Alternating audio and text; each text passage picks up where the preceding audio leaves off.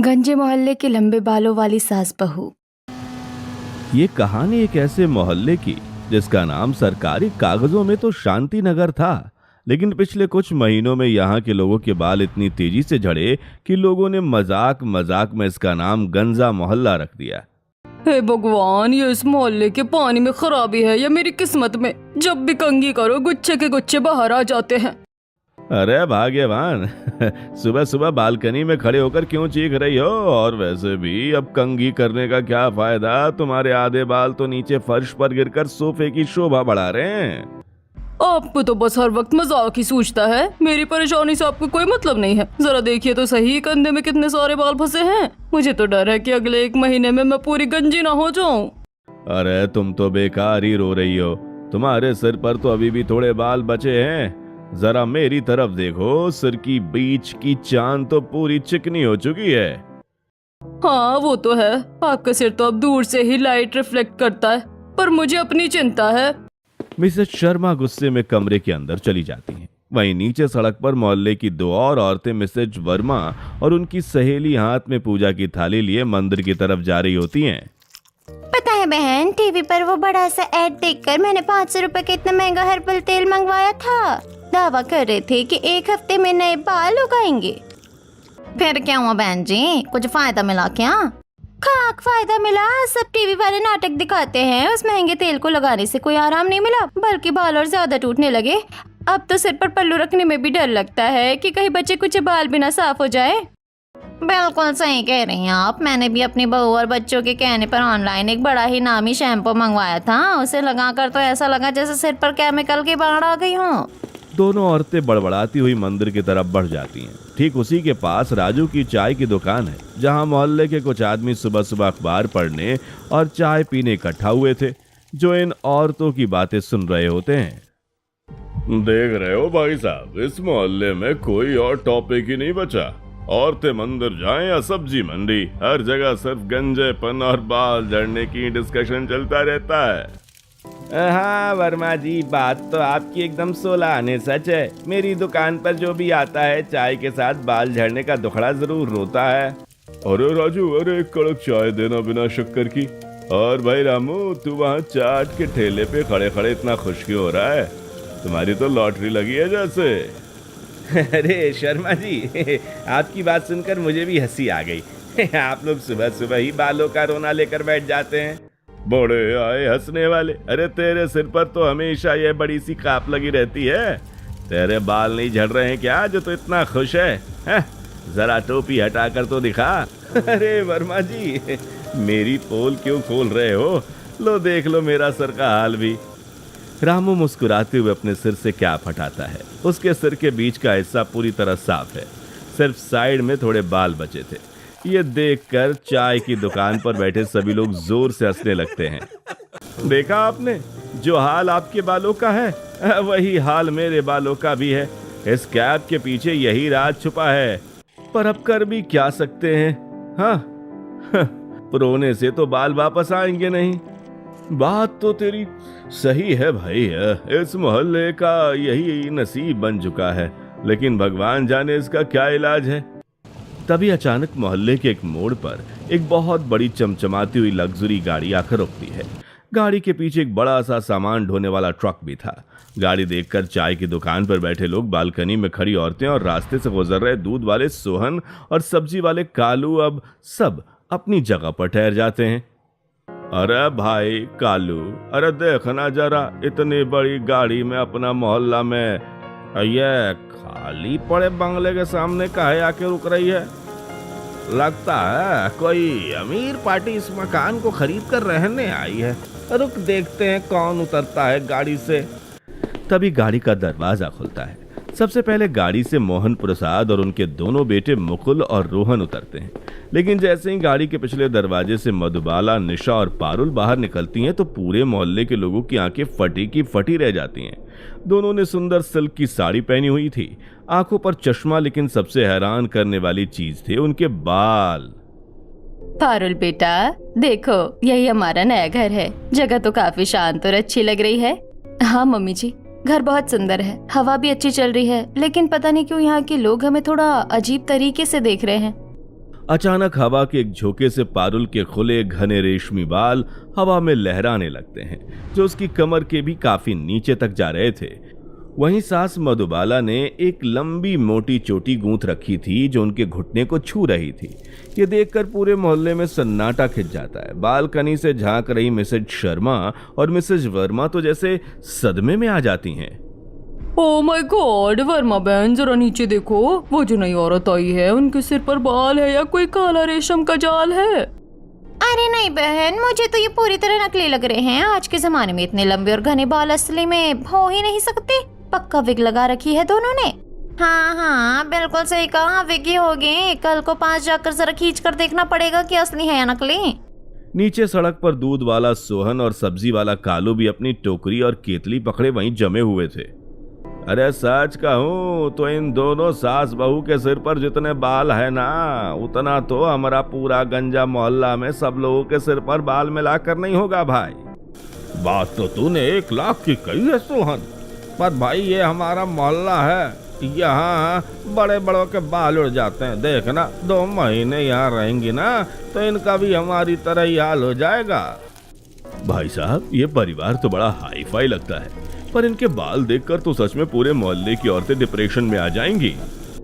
दोनों सास बहू के लंबे बाल देखकर पूरे मोहल्ले के लोग तरह तरह की गॉसिप कर रहे थे, लेकिन मधुबाला, पारुल और उनका परिवार इन सब बातों से बेखबर अपने नए घर के अंदर गृह प्रवेश के लिए अंदर जा चुके होते हैं। तभी पारुल मुस्कुराकर एक बार पीछे देखती है और उसके लहराते बाल एक बार फिर पड़ोसियों के दिलों पर छुरियां चला देते हैं। इस तरह लंबे बालों वाली सास बहू के कदम इस गंजे मोहल्ले में पहले दिन ही सनसनी मचा चुकी थी। ऐसे ही अगले दिन शांति नगर में सुबह की धूप खिली ही थी कि सब्जी वाला अपनी हाथ गाड़ी लेकर नए बंगले के सामने आकर रुकता है। मोहल्ले की औरतें अपनी अपनी बालकनियों से इस ताक में खड़ी थीं कि आज इस घर से कौन बाहर निकलता है। तभी घर का मुख्य दरवाजा खोलकर ससुर मोहन प्रसाद बाहर आते हैं। आलू ले लो, प्याज ले लो, एकदम ताजा भिंडी, लौकी, पालक ले लो। अरे भाई सब्जी वाले, जरा गाड़ी यहाँ रोकना, दिखाना आज क्या क्या ताजा माल लेकर आए हो। भाई साहब राम राम, बिल्कुल सुबह सुबह खेत से तोड़ कर लाया हूँ। ये देखिए एकदम हरी हरी पालक, मेथी, खीरा, आंवला और नींबू, जो मांगोगे वही मिलेगा। मोहन प्रसाद झुककर सब्जियां देखने लगता है। तभी बंगले के अंदर से सास मधुबाला और बहू पारुल भी बाहर आ जाती हैं। दोनों के बाल आज भी सलीके से बंधे थे। वर्मा बहन जरा जल्दी अपनी बालकनी में आओ, देखो वो नई सास बहू फिर बाहर आई है। आज तो इनके बाल और भी ज्यादा चमक रहे हैं। हाँ बहन, मैं तो कब से देख रही हूँ। इनकी बाल देखकर तो सुबह की चाय भी कड़वी लग रही है। ऐसा लग रहा है जैसे हमारे जले पर नमक छिड़कने के लिए भगवान ने यहाँ भेजा है। हाँ तो अंकल क्या क्या तौल दूं? आधा किलो आलू और 1 किलो प्याज कर दूं? नहीं भैया, आलू प्याज बाद में। पहले आप ये पूरी 5 गड्डी पालक, 3 किलो खीरा, 2 किलो आंवला, ढेर सारा करी पत्ता और नींबू तौल दीजिए। और हाँ बेटा, वो जो टोकरी में ताजी मेथी और चुकंदर रखे हैं वो भी सब के सब तौल लो, कुछ छोड़ना मत। सब्जी वाला इतनी सारी हरी पत्तीदार सब्जियां सुनकर हैरान हो चुका था। उसने अपनी जिंदगी में किसी एक परिवार को एक साथ इतनी हरी सब्जियां खरीदते नहीं देखा था। तभी वहां से मिस्टर वर्मा गुजरते हुए रुक जाते हैं। अरे भाई साहब राम राम, सुबह सुबह इतनी सारी सब्जियां और पत्ता, घर में कोई गाय भैंस पाल रखी है क्या जिसके लिए ये चारा ले जा रहे हैं? अरे नहीं नहीं वर्मा जी, है हमारे घर में कोई गाय भैंस नहीं है। ये हरी सब्जियां तो हम इंसानों के खाने के लिए है। इंसानों के लिए इतनी सारी पालक और आंवला? भला कोई एक दिन में इतनी घास फूस कैसे खा सकता है भाई साहब? भाई साहब ये खाने के लिए नहीं बल्कि पीने के लिए है। हमारी बहू पारुल डॉक्टर है ना, वो रोज सुबह हम सबको इन सब चीजों का मिक्स जूस बनाकर पिलाती है। हाँ अंकल, मैं स्किन और हेयर स्पेशलिस्ट डॉक्टर हूँ। हमारे शरीर को और बालों को अंदर से पोषण मिलना बहुत जरूरी है। सुबह का ये वेजिटेबल जूस हमारे रूटीन का सबसे पहला हिस्सा है। अच्छा तो ये राज है। कालू जल्दी जल्दी सारा सामान तोल कर रख देता है। तभी अंदर से आकर रोहन भारी थैला उठाकर अपने पूरे परिवार के साथ अंदर चला जाता है। वहीं मिसेज शर्मा और मिसेज वर्मा सब्जी वाले की तरफ दौड़ती हुई आ रही थीं। अरे कालू जरा इधर आ, वो लोग इतनी सारी सब्जियां लेकर गए हैं, क्या सच में वो सब खा जाते हैं? हाँ, वो कह रहे थे कि वो इन सबका जूस बनाकर पीते हैं। डॉक्टर बहू है उनकी। अरे हटाओ अभी, इतनी सब्जियां तो हमारे घर में पूरे हफ्ते चलती हैं और हमारे बच्चे तो हरी सब्जी का नाम सुनकर भाग जाते हैं। वो क्या खाएंगे ये सब? बहन मुझे तो दाल में कुछ काला लगता है, जूस का तो सब बहाना है, असली बात कुछ और ही है। हमें इनके घर के अंदर जाकर देखना ही होगा कि ये रात दिन ऐसा क्या करते हैं जिससे इनके बाल इतने लंबे हैं। ऐसे ही रात के 12 बज चुके थे। पूरे मोहल्ले में सन्नाटा था। मिसेज शर्मा और मिसेज वर्मा अपने हाथों में टॉर्च लिए दबे पांव नए बंगले के पीछे वाली बालकनी की तरफ जा रही थीं। उनका एकमात्र मिशन था ये पता लगाना कि सास बहू के बाल असली हैं या नकली। शर्मा बहन धीरे चलो, कहीं उनके घर का कुत्ता या कोई जाग ना जाए। अगर पकड़े गए तो बहुत बेइज्जती होगी। अरे तुम चुप रहो, मुझे चैन की नींद नहीं आ रही है जब से उन दोनों को देखा है। आज तो मैं देख कर रहूंगी कि सोते वक्त वो अपने विग उतार कर सोती हैं या नहीं। दोनों औरतें किसी तरह पाइप के सहारे बंगले की निचली खिड़की तक पहुंचती हैं, जहां से अंदर का बेडरूम साफ दिखाई दे रहा था। खिड़की का शीशा थोड़ा सा खुला था। तभी उन्होंने अंदर टॉर्च की हल्की रोशनी दिखाई। देखो देखो बहन, वो दोनों बेड पर सो रही हैं। पर ये क्या, उन्होंने सिर पर कोई टोपी नहीं पहनी और बेड पर तो। खिड़की से साफ दिख रहा था कि मधुबाला और पारुल दोनों गहरी नींद में थीं। उन्होंने अपने बालों में ढेर सारा तेल लगाकर बालों की सुरक्षा के लिए बहुत बड़ा भारी जूड़ा बनाकर उसे नेट से बांध रखा था। बालों का वो भारी वॉल्यूम देखकर दोनों पड़ोसनों के होश उड़ गए। हे भगवान, इतना बड़ा जूड़ा! अगर ये नकली विग होती तो कोई भी औरत रात को इसे उतार कर ड्रेसिंग टेबल पर रख देती। कोई विग पहनकर इतनी भारी चोटी के साथ कैसे सो सकता है? इसका मतलब इनके बाल 100% असली हैं। पर ये कैसे हो सकता है? हमारे बाल छूते ही टूट जाते हैं और इनके इतने भारी। तभी अचानक पारुल की करवट बदलते हुए आंख खुल जाती है और उसकी नजर खिड़की पर दिख रही परछाई पर चली जाती है। कौन है वहाँ? मम्मी जी, चोर चोर उठिए। क्या हुआ पारुल, कौन है? रोहन, मुकुल, जल्दी जागो, चोर आया है। बाप रे, वो जाग गई। भागो वर्मा बहन, भागो वरना पुलिस बुला लेंगी। दोनों पड़ोसन हड़बड़ाकर खिड़की से नीचे कूद जाती हैं, जहां मिसेज शर्मा का पैर कीचड़ में फंस चुका होता है। पर वो दर्द भूलकर चप्पल हाथ में लिए अपने घर की तरफ भाग जाती हैं। तभी मुकुल लाठी लेकर बाहर आता है, पर तब तक बाहर कोई नहीं था। वहीं अगले दिन सुबह दोनों पड़ोसने गली के कोने में खड़ी होकर हाँफ रही होती हैं। रात तो बाल बाल बचे बहन, अगर वो मुकुल हमें देख लेता तो अनर्थ हो जाता। पर एक बात तो साफ हो गई ना, उनके बाल असली है। और यही बात मुझे सबसे ज्यादा चुभ रही है। अगर उनके बाल असली है तो मैं चुप नहीं बैठूंगी। मैं उनके बालों को काट कर छोटा करके रहूंगी ताकि हमारे मोहल्ले में वो अपनी शान न दिखा पाए। हाँ बहन, सही कहा। ना रहेगा बास ना बजेगी बांसुरी। जब बाल ही नहीं रहेंगे तो शो ऑफ किस बात का करेंगी?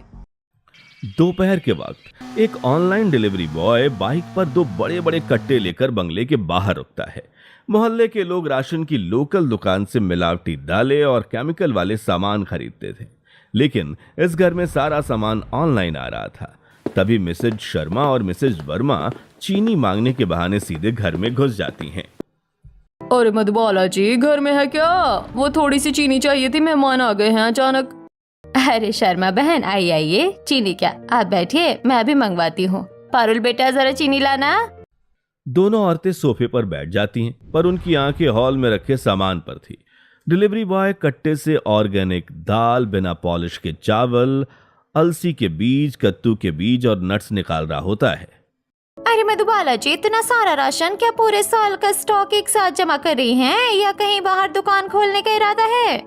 नहीं नहीं वर्मा जी, ये तो हमारे सिर्फ 1 महीने का राशन है। हमारी बहू पारुल ने कहा है कि बाजार के केमिकल वाली और पॉलिश की हुई दालें बालों को नुकसान पहुंचाती है, इसलिए हम सिर्फ ऑर्गेनिक सामान ही खाते हैं। तभी पारुल किचन से चीनी का डब्बा लेकर आती है। उसका देवर रोहन और ननद निशा भी वहीं डाइनिंग टेबल पर रखे अंकुरित मूंग और चने खा रहे थे। तभी मिसेज शर्मा की नजर किचन में रखे बड़े से डबल डोर फ्रीजर पर पड़ती है, जिस पर एक बड़ा सा पेपर चिपका था। अरे पारुल बेटा, ये फ्रिज के ऊपर क्या बड़ा सा नक्शा चिपका रखा है तुमने? जरा मैं अभी तो देखूं। आइए आंटी, देख लीजिए। ये कोई नक्शा नहीं है, ये हमारे पूरे परिवार का डाइट चार्ट है। इतना सब हरा भरा कैसे खा लेते हो तुम लोग? आंटी, इसीलिए तो कॉलेज में सब मेरे बालों की तारीफ करते हैं। भाभी की इस डाइट की वजह से हम सबका हार्मोनल बैलेंस एकदम परफेक्ट रहता है। अच्छा, चलो चीनी मिल गई, हम चलते हैं। आप लोग खाइए अपनी ये सूखी दालें और बीज। दोनों औरतें चीनी लेकर जैसे ही घर से बाहर निकलकर गली में आती हैं, उनके चेहरे का रंग बदल जाता है। देखा तुमने वर्मा बहन, कितना घमंड है इन्हें अपनी डाइट पर। ऐसा लगता है खाने की खेती करता है और जो ये खाती है उनके बालों पर उसकी फसल उगाती है। सही कह रही हूँ, मुझे तो इनके बालों को देखकर इतनी जलन होती है कि मन करता है इनकी चोटी पकड़कर जोर से खींच दूं। पर कोई नहीं, सब्जी मंडी वाला प्लान याद है ना, कल सुबह इनका घमंड चूर चूर हो जाएगा। ऐसे ही अगले दिन सुबह मधुबाला और पारुल दोनों हमेशा की तरह कालू की गाड़ी पर सब्जी लेने पहुंचती हैं। उनके ठीक पीछे मिसेज शर्मा चुपचाप खड़ी थीं, जहां मिसेज शर्मा ने हाथ में साड़ी के पल्लू के पीछे एक बड़ी सी लोहे की कैंची छुपा रखी थी। कालू भैया, आज नींबू थोड़े बड़े देना, और पारुल जरा देखना धनिया ताजा है या नहीं। हाँ मम्मी जी, धनिया तो अच्छा है। भैया 1 किलो टमाटर भी तौल देना। जैसे ही पारुल झुककर टमाटर उठाने लगती है, वैसे उनकी लंबी घनी चोटी उसकी कमर से नीचे लटक कर हवा में लहराने लगती हैं। मिसेज शर्मा यही मौका देकर पीछे से कैंची निकालकर दबे पांव ठीक पारुल के पीछे आ जाती हैं। आज नहीं बचेगी इसके बालों की शान, ये लो। मिसेज शर्मा तेजी से कैंची चला देती हैं, जिस वजह से पारुल के नीचे के करीब 4 इंच लंबे बालों का एक बड़ा सा गुच्छा कटकर सीधे जमीन पर गिर पड़ता है। अरे रे बाप रे पारुल बेटा, जरा नीचे देखो, ये जमीन पर क्या गिरा है? तुम्हारे बाल। क्या इस मोहल्ले में आकर तुम्हारे बाल भी झड़ने लगे? क्या मेरे बाल? पारुल तुरंत घूमकर जमीन पर देखती है, जहां उसके कटे हुए सुंदर बाल पड़े थे। पारुल की नजर तुरंत मिसेज शर्मा के हाथ की तरफ पड़ती है, जो हड़बड़ाकर कैंची को छुपाने की कोशिश कर रही थीं। पारुल एक डॉक्टर है, जिसकी वजह से वह बालों के झड़ने और कटने का फर्क अच्छी तरह जानती है। ये क्या अनर्थ है? पारुल, तुम्हारे बाल किसने काटे? जरा देखो तो सही, ये सीधे कटे हुए हैं। अरे हमें क्या पता बहन जी, हम तो बस यहाँ खड़े थे, शायद अपने आप ही टूट कर गिर गए होंगे। यहाँ का पानी ही ऐसा है। कोई बात नहीं मम्मी जी, बाल टूटे नहीं है, किसी ने बहुत ही गंदी कैंची से इसे काटा है।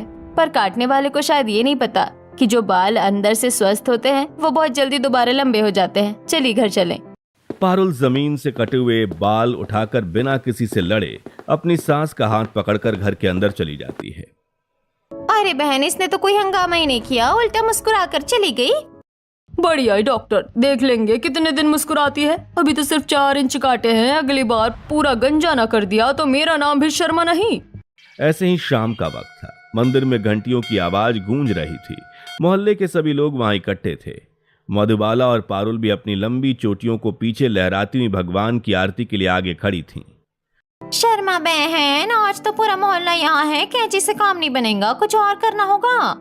तुम देखती जाओ, आज मैं इसके इन रेशमी बालों को आग की भेंट चढ़ा दूंगी। ना रहेगा घमंड, ना रहेगी चोटी। जैसे ही आरती शुरू होती है, सब लोग आंख बंद कर लेते हैं। तभी मिसेज शर्मा चुपचाप एक बड़ा सा जलता हुआ दिया हाथ में लेकर पारुल के ठीक पीछे जाकर खड़ी हो जाती हैं। वो दिए की लौ को पारुल के बालों के बिल्कुल करीब लाकर रख देती हैं और 1 सेकंड में ही पारुल के बाल जल जाते हैं। बोलो शंकर भगवान की जय। अब सब लोग आरती ले लीजिए। मम्मी जी, लाइए थाली मुझे दीजिए, मैं आरती ले आती हूँ। ठीक उसी सेकंड पारुल आरती लेने के लिए तेजी से आगे बढ़ने लगती है। उसकी चोटी हवा में लहराकर आगे हो जाती है, जिस वजह से मिसेज शर्मा का संतुलन बिगड़ जाता है और दिए की लौ पारुल के बालों को छूने की बजाय सीधे खुद मिसेज शर्मा के हाथों पर लग जाती है। आउच! ओह माय गॉड, मेरा हाथ जल गया, बचाओ। अरे क्या हुआ आपको? आप आरती के दिए के साथ पीछे क्या कर रही थी? वो कुछ नहीं बहन जी, वो तो बस पीछे खड़ी थी, दिया हाथ से फिसल गया। शर्मा आंटी, जरा हाथ दिखाइए। स्किन थोड़ी लाल हो गई है। मैं डॉक्टर हूँ, मेरे पास बर्न क्रीम है, अभी लगा देती हूँ। नहीं, मुझे तुम्हारी कोई क्रीम नहीं चाहिए, मैं ठीक हूँ। मिसेज शर्मा अपना जलता हुआ हाथ पकड़कर मंदिर से बाहर निकल जाती है। भाई कालू, तूने देखा? अरे शर्मा आंटी तो सीधे दिया लेकर उसके बालों के पीछे पड़ी थी। पक्का जलाने की साजिश थी। हाँ भाई, पर भगवान जिसके सास हो उसका कोई बिगाड़ नहीं सकता कुछ। पर इन दोनों सास बहू का जिगरा देखो, जरा भी नहीं डरी। अगली सुबह सोहन दूध वाला अपनी साइकिल की घंटी बजाता हुआ आवाज लगाता है, पर इस बार घर से निशा बाहर आती है। दूध ले लो, अरे एकदम गाढ़ा भैंस का ताजा दूध ले लो। भैया, हमारे घर पर दूध की जरूरत नहीं है, हमारे यहाँ कोई दूध नहीं लेता। क्या बात कर रही हो दीदी? इतना बड़ा परिवार और चाय दूध कुछ नहीं बनता? बिना दूध के कैसे रह लेते हो? सोहन भैया, दरअसल हम लोग घर पर ही सोयाबीन से बना सोया मिल्क और बादाम का दूध यूज करते हैं। वो सेहत और बालों के लिए ज्यादा फायदेमंद होता है। सोया मिल्क ई का भला है? भला सोयाबीन का भी कोई दूध होता है? कितना उलूल जुलूल खाते पीते हो। गाय भैंस का असली दूध छोड़कर पता नहीं क्या क्या पी रहे हो। ऐसे ही सोहन बड़बड़ाता हुआ आगे बढ़ जाता है, जहाँ रास्ते में उसे मिस्टर शर्मा मिलते हैं। क्यों सोहन, अरे नए बंगले वालों ने दूध लिया क्या? अरे कहाँ शर्मा जी, वो तो कोई सोया मिल्क पीते हैं, कह रहे थे बालों के लिए अच्छा होता है। पूरा पागल लोग है साहब, खाने में ही सारा पैसा उड़ा देता है। भाई जो भी हो, उनके अजीब खाने पीने की वजह से उनके सिर पर बाल हैं और हमारा असली दूध पीकर भी सिर शीशा बन चुका है। ऐसे ही अगले दिन संडे का दिन था, जहां दोनों सास बहू ने बाल धोने से पहले उन्होंने सिर पर एक खास घरेलू लेप लगाया हुआ था। सब्जी वाला रोज की तरह आवाज लगाने आता है, पर जैसे ही वो बंगले के गेट के पास पहुंचता है, वो अपनी नाक बंद कर लेता है। अरे भाई साहब, कोई है? आज सब्जी लेनी है क्या? नहीं कालू भैया, आज घर में सब बिजी हैं, सब्जी कल लेंगे। तभी कालू खिड़की के अंदर झांकता है, जहां अंदर मधुबाला और पारुल अपने सर पर एक काले हरे रंग का गाढ़ा कीचड़ जैसा लेप लगाकर बैठी हुई थी, जिससे बेहद तेज और अजीब सी गंध आ रही थी। कालू तुरंत भागकर चाय की दुकान पर पहुंच जाता है। अरे शर्मा जी, अरे वर्मा जी, अरे सुनिए तो सही, मैं अभी नए बंगले पर गया था। अंदर से इतनी तेज नाले जैसी बदबू आ रही थी, क्या बताऊं। और वो दोनों सास बहू सिर पर काला काला कीचड़ जैसा लेप लगाकर बैठी थी। क्या कीचड़ का लेप, नाले जैसी बदबू, वो दोनों पक्का कोई जादू टूना करती है, तभी तो पूरे मोहल्ले के बाल उड़ गए और उनके इतने लंबे हैं। हाँ बहन, चलो अभी सामान मांगने के बहाने अंदर चलते हैं और रंगे हाथों पकड़ते हैं जादू टोना करते हुए। दोनों पड़ोसन तुरंत बंगले के अंदर जाने लगती हैं, जहां पारुल और मधुबाला सर पर लेप लगाए हुए लॉबी में बैठी चाय पी रही थीं। अरे बाप रे मधुबाला जी, ये कैसी नाले जैसी बदबू आ रही है आपके घर से? और ये सिर पर क्या कीचड़ थोप रखा है आप दोनों ने? क्या कोई जादू टोना चल रहा है यहाँ? क्या कहा? जादू टोना? शर्मा बहन, जरा तमीज से बात कीजिए। ये हमारा होममेड हेयर मास्क है। इसमें हमने पिसी हुई मेथी, कलौंजी, शिकाकाई, नीम की पत्तियां और खट्टा दही मिलाया है। नीम और कलौंजी की वजह से इसमें थोड़ी तेज महक आ रही है, जिसे अब बदबू कह रही है। पर बाजार में इतने अच्छे अच्छे खुशबूदार तेल और शैम्पू मिलते हैं, आप लोग इतनी अमीर होकर भी ये सब गंदी चीजें सिर पर लगाती हैं, इतनी भी क्या कंजूसी। आंटी, बाजार के खुशबूदार शैम्पू और तेलों में सिर्फ केमिकल्स और आर्टिफिशियल परफ्यूम होते हैं। ये हमारा घरेलू लेप बालों को पॉल्यूशन से बचाता है और जड़ों को मजबूत करता है। पारुल की बात सुनकर दोनों पड़ोसन बड़बड़ाते हुए गली में चलने लगती हैं। अरे छोड़ो बहन, वो तो अपनी बात को सही बताएगी ही, पर मुझे तो अभी भी लगता है कि वो कोई टोना टोटका ही करती है। भला मेथी लगाने से किसी के बाल घुटनों तक लंबे होते हैं क्या? मोहल्ले के पंसारी बनवारी की दुकान पर इन दिनों बड़ी भीड़ थी, क्योंकि मोहल्ले की औरतें बाल झड़ने से परेशान होकर नए नए केमिकल वाले शैम्पू खरीद रही थी। तभी पारुल और मुकुल वहां से गुजरते हुए सब्जी वाले से ढेर सारे ताजे आंवले और करी पत्ते खरीद रहे होते हैं। क्यों डॉक्टर बहू, आज फिर आंवला और करी पत्ता? क्या इसकी चटनी बनाकर खाओगी? नहीं आंटी, चटनी नहीं। आज मैं और मम्मी जी घर पर एक स्पेशल हेयर ऑयल बनाने जा रहे हैं। लो सुनो, बाजार में इतने महंगे और अच्छे तेल मिल रहे हैं और ये घर में तेल जलाएंगी। बंगले के किचन में पारुल और मधुबाला ने लोहे की कढ़ाई चढ़ाकर उसमें शुद्ध नारियल तेल और सरसों के तेल को मिक्स किया। फिर उसमें मेथी दाना, अलसी, कटे हुए आंवले, करी पत्ता और रोजमेरी की पत्तियां डालकर उसे धीमी आंच पर पकाने लगती हैं, जिससे पूरा घर एक आयुर्वेदिक महक से महक उठता है। देखो पारुल, तेल का रंग एकदम हरा हो गया है। अब इसे ठंडा करके हम कांच की बोतल में छान लेंगे। हाँ मम्मी जी, और इसके साथ ही मैंने जो रोजमेरी वाटर से हेयर सीरम बनाया है वो भी तैयार है। इसे लगाने से पॉल्यूशन का असर बालों पर बिल्कुल नहीं होगा। अगले दिन सुबह घर के जेंट्स यानी मुकुल, रोहन और ससुर भी सिर पर वही तेल और हेयर मास्क लगाकर बालकनी में बैठे चाय पी रहे थे। तभी रास्ते से मिस्टर शर्मा और मिस्टर वर्मा गुजरते हुए ये सब देख लेते हैं। अरे देखो तो सही भाई साहब, इनके घर के आदमी तो औरतों की तरह सिर पर लेप और मास्क लगाए बैठे हैं। इन अमीरों के भी क्या अजीब चौचले हैं। चौचले नहीं वर्मा जी, जरा उनके सिर के बाल तो देखो। मुकुल और रोहन के बाल कितने घने हैं और हमारे सर पर तो चिड़िया भी घोंसला ना बनाए। इस बार दोनों पड़ोसने सीधे मधुबाला के घर गॉसिप करने के बहाने आकर सोफे पर बैठ जाती हैं, जहां दोनों सास बहू की लंबी मोटी चोटी सोफे से नीचे लटककर फर्श पर कालीन को छू रही थी। तभी मिसेज शर्मा के दिमाग में एक नया खुरापाती आइडिया आता है। वर्मा बहन, आज मैं इनकी चोटी के ऊपर ही बैठ जाऊंगी। जैसे ये खड़ी होगी उसके बाल जड़ से उखड़ जाएंगे। देखते हैं कितने मजबूत है इसके बाल। अरे बहन, ऐसा मत करो, बहुत दर्द होगा उसे। तुम चुप रहो। मिसेज शर्मा धीरे धीरे आगे आकर मधुबाला की लंबी चोटी के निचले हिस्से के ऊपर पूरा वजन डालकर सोफे पर बैठ जाती हैं, जहां मधुबाला को इस बात का अंदाजा नहीं था। तभी अंदर से पारुल जूस के ग्लास लेकर आती है। लीजिए आंटी, जूस पीजिए। मम्मी जी जरा उठना, वो अलमारी की चाबी देना। हाँ, अभी देती हूँ।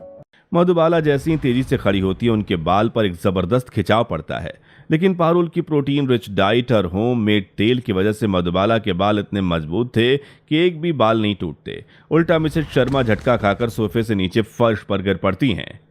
आउच, मेरी कमर है, बाप रे बाप। अरे शर्मा बहन, ये क्या, आप फर्श पर कैसे गिर गई? और आप मेरी चोटी के ऊपर बैठी थी क्या? अरे नहीं बहन जी, सॉरी, गलती से मुझे दिखा नहीं। वो क्या है ना, हमारे बाल तो छोटे छोटे हैं, तो हमें इस तरह नीचे देखकर बैठने की आदत नहीं है। मुझे चक्कर आ गया था शायद। कोई बात नहीं आंटी, पर हमारे बाल अंदर से बहुत स्ट्रांग है, ये इतनी आसानी से नहीं टूटते। लीजिए, थोड़ा जूस पी लीजिए, चक्कर ठीक हो जाएगा। एक बार फिर उनका यह प्लान भी बुरी तरह फेल हो जाता है। ऐसे ही कुछ दिन बीतते हैं और एक सुबह पारुल अपने बगीचे में लगे पौधे को पानी दे रही थी। तभी वो एक बहुत ही अजीब चीज नोटिस करती है। पौधों की हरी हरी पत्तियां अजीब तरीके से काली पड़ चुकी होती हैं और उन पर एक अजीब सी केमिकल की परत जमी थी। ये क्या है? कल तक तो ये पत्तियां बिल्कुल हरी थी, आज इन पर ये काली परत कैसी? ये तो भारी पॉल्यूशन की लेयर है। क्या हुआ पारुल बेटा, इतनी परेशान क्यों हो? मम्मी जी जरा इन पौधों को देखिए, इस मोहल्ले की हवा में बहुत ही खतरनाक केमिकल घुला हुआ है। अब मुझे समझ आया कि इस पूरे मोहल्ले के लोगों के बाल इतनी तेजी से क्यों झड़ रहे हैं। ये पानी की नहीं बल्कि हवा की खराबी है। पारुल तुरंत मुकुल और रोहन को साथ लेकर मोहल्ले के ठीक पीछे वाले इलाके की तरफ चली जाती है। वहां जाकर वो देखते हैं कि एक बहुत बड़ी कपड़े डाई करने वाली फैक्ट्री चल रही थी। उस फैक्ट्री के चिमनी से बिना किसी फिल्टर के एक काला जहरीला धुआं लगातार निकल रहा था और वही धुआं पूरे शांति नगर की हवा को जहरीला बना रहा था। ओह माय गॉड, इस फैक्ट्री में कोई भी पॉल्यूशन की शील्ड या चिमनी फिल्टर यूज नहीं हो रहा है। ये सीधे लोगों की स्किन और बालों को बर्बाद कर रहा है। हमें इसके मालिक से बात करनी होगी। पारुल, मधुबाला, मुकुल और मोहल्ले के कुछ पुरुषों को साथ लेकर फैक्ट्री मालिक के केबिन में पहुंचती हैं, जहां मालिक आराम से कुर्सी पर बैठा सिगार पी रहा था। हाँ भाई, क्या बात है? तुम सब लोग यहाँ झुंड बनाकर क्यों आए हो? मेरा काम डिस्टर्ब मत करो। मिस्टर मालिक, आपकी इस फैक्ट्री से निकलने वाला जहरीला केमिकल और धुआं पूरे शांति नगर की हवा को बर्बाद कर रहा है। यहाँ के बच्चों से लेकर बुजुर्गों तक के बाल झड़ चुके हैं और स्किन इन्फेक्शन हो रहा है। आपको तुरंत अपनी चिमनी में पॉल्यूशन फ्री शील्ड लगानी होगी। अरे ओ मैडम, डॉक्टर होगी तुम अपने घर की, मुझे बड़ी बड़ी बातें मत सिखाओ। यह फैक्ट्री पिछले 10 सालों से ऐसी चल रही है, आज तक किसी को कोई दिक्कत नहीं हुई और तुम आज आई हो मुझे कानून सिखा रही हो। मैं ऐसा कुछ नहीं करने वाला, जो करना है कर लो। अरे कैसे नहीं करोगे भाई साहब? हमारे सर की चांद तुम्हारी वजह से चिकनी हुई है। देखिए, अगर आपने कल सुबह तक अपनी फैक्ट्री में चिमनी फिल्टर और पॉल्यूशन शील्ड इंस्टॉल नहीं की तो मैं सीधे पॉल्यूशन कंट्रोल बोर्ड और मेडिकल काउंसिल से आपकी लिखित कंप्लेन कर दूंगी। कल ही ऊपर से सरकारी टीम आएगी और आपकी इस अवैध फैक्ट्री पर हमेशा के लिए ताला लग जाएगा। क्या क्या? सरकारी टीम ताला? अरे मैडम गुस्सा मत होइए, आप तो सीरियस हो गई। मैं बिल्कुल सीरियस हूँ, फैसला आपके हाथ में है। फैक्ट्री चलानी है तो नियमों का पालन करना होगा। ठीक है, मैं आज ही चिमनी में फिल्टर और शील्ड लगवा देता हूँ, प्लीज कंप्लेंट मत करना। जिसके बाद फैक्ट्री मालिक ने भी अपनी चिमनी पर फिल्टर लगा दिया था, जिससे धुआं साफ हो चुका था और तभी पूरे मोहल्ले के लोग वहां इकट्ठा हो जाते हैं। मोहल्ले वालों, आज हमारी बहू पारुल की वजह से उस फैक्ट्री का जहरीला धुआं बंद हो गया है, लेकिन जो नुकसान आपके बालों को हो चुका है। पर डॉक्टर साहिबा, हमारे बाल तो जा चुके हैं, तो क्या ये कभी वापस आ सकते हैं? हमें बहुत शर्मिंदगी होती है बाहर जाने में। बिल्कुल आ सकते हैं शर्मा अंकल, आपके बाल पूरी तरह मरे नहीं हैं, पर पॉल्यूशन और केमिकल शैम्पू की वजह से सो गए हैं। आज से आप सब बाजार के केमिकल वाले शैम्पू और तेल बिल्कुल बंद कर दीजिए।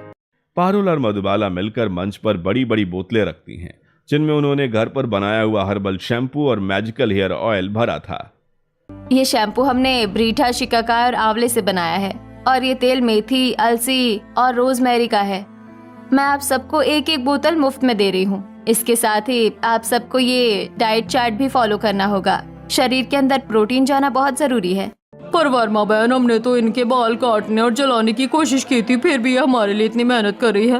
मुझे अपने किए पर बहुत शर्म आ रही है। हाँ बहन, मुझे भी। ये लोग घमंडी नहीं है, ये तो सच में बहुत अच्छे लोग हैं। ऐसे ही समय बीतता है। देखते ही देखते 6 महीने बीत चुके थे। आज का दिन शांति नगर के लिए बहुत बड़ा था। राजू की चाय की दुकान पर वही भीड़ थी, पर आज नजारा बिल्कुल बदला हुआ था। अरे राजू, कड़क चाय देना जरा। और भाई रामू, आज तूने अपने सिर पर कैप क्यों नहीं पहनी? अरे शर्मा जी, देखिए मेरे सिर पर काले घने बाल वापस आ गए। ये सब डॉक्टर बहू और उस मेथी वाले तेल का कमाल है। और शर्मा जी, जरा अपनी तरफ भी देखिए। आपकी वह चिकनी चांद पर भी छोटे छोटे काले बाल लहराने लगे हैं। तभी सामने से मिसेज शर्मा और मिसेज वर्मा आ रही थी। दोनों के सिर से पल्लू हटा हुआ था और उनके बाल कंधे से नीचे तक घने और चमकदार हो चुके थे। तभी बंगले से मधुबाला और पारुल भी बाहर निकलती हैं। मधुबाला जी, पारुल बेटा, हमें माफ कर देना। हमने जलन के मारे तुम्हारे बाल काटने की कोशिश की थी, मंदिर में दिए से जलाने की कोशिश की थी, पर तुम दोनों ने हमारी आंखें खोल दी। हाँ पारुल बेटा, हमें माफ कर दो। आज तुम्हारी वजह से हमारे सिर पर बाल भी है और हमारे घरों की बीमारियां भी दूर हो गई है। अरे आंटी, पुरानी बातें भूल जाइए। आप सब हमारे पड़ोसी हैं, हमारा परिवार है। तो भाई शर्मा जी, अब तो इस मोहल्ले का नाम बदल दें। अब तो यहाँ कोई गंजा नहीं बचा। बिल्कुल बिल्कुल, आज से ही इस गंजे मोहल्ले का नाम मिटाया जाता है और हमारा प्यारा शांति नगर वापस आता है। पूरे मोहल्ले में तालियों की गूंज उठती है। लंबे बालों वाली सास बहू ने न सिर्फ अपने बालों की शान बचाई, बल्कि पूरे मोहल्ले का खोया हुआ गौरव और बाल दोनों वापस लौटा दिए। शांति नगर अब फिर से खुशहाल और बालों से भरा पूरा मोहल्ला बन चुके थे।